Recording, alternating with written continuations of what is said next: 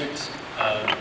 You've talked about it a couple of times before, and when you were answering the question about impeachment, you argued against it on both a political level and then just that we shouldn't be giving into kind of this revenge impulse. Or make the revenge the elections.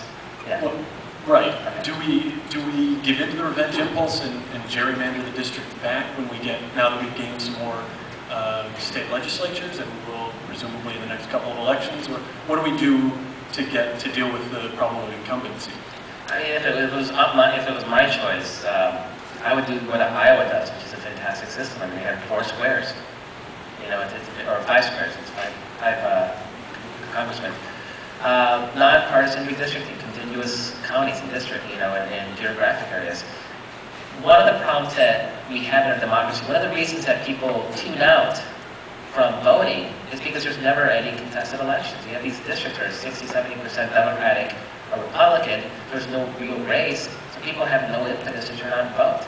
I think that if we had a system where the districts were contiguous, you would have more competitive seats, which would create an impetus for people to actually turn out and vote. And we want to encourage a system that encourages people to actually participate in their democracy. I think it's vital to the health of our nation to do so.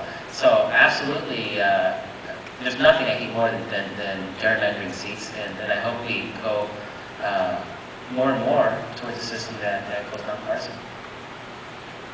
I understand the resentment for Iowa and New Hampshire and their divine right, but isn't there some use for having a small, inexpensive state to campaign in first? If we'd had a national primary on February 5th, our nominee would have been a very different one.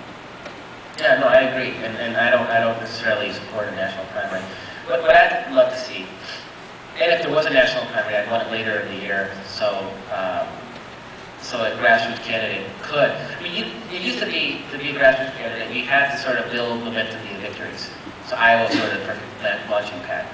We saw with Howard Dean that was no longer necessary. The internet sort of creates sort of a pre-primary, and Barack Obama too. And I don't know if you remember early in the process last year, Hillary Clinton came out and announced with great fan for her $25 million quarter, and like, ooh, yeah, she's inevitable. And then Obama came back like 26. And it's pretty cool. But what I would love to see, my preferred choice is what's called the California plan, which is actually pretty cool.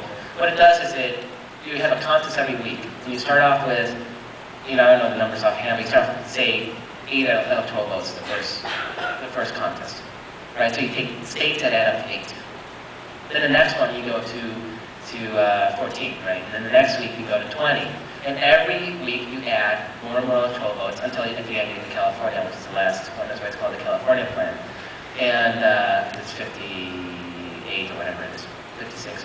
And then those states are chosen by lottery. So you know, so Iowa, New Hampshire, Maine still have to go first. They're small states, right? But there's other chances for other states to do so. And to me, this is the hybrid version of it. What I would want to do is not have that lottery until 2 months before the first contest. So you don't have these candidates camping out in the early states for 2 years, making asses out of themselves at county fairs and whatnot.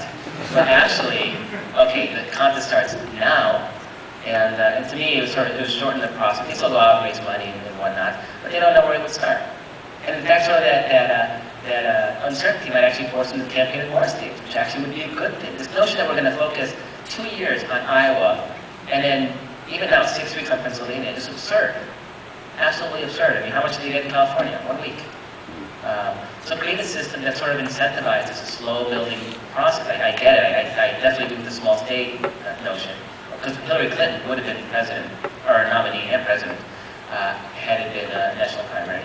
But also break that monopoly, because Iowa and New Hampshire don't have a monopoly on wisdom in our nation, and there are other states that are more than capable of also having a voice in that process.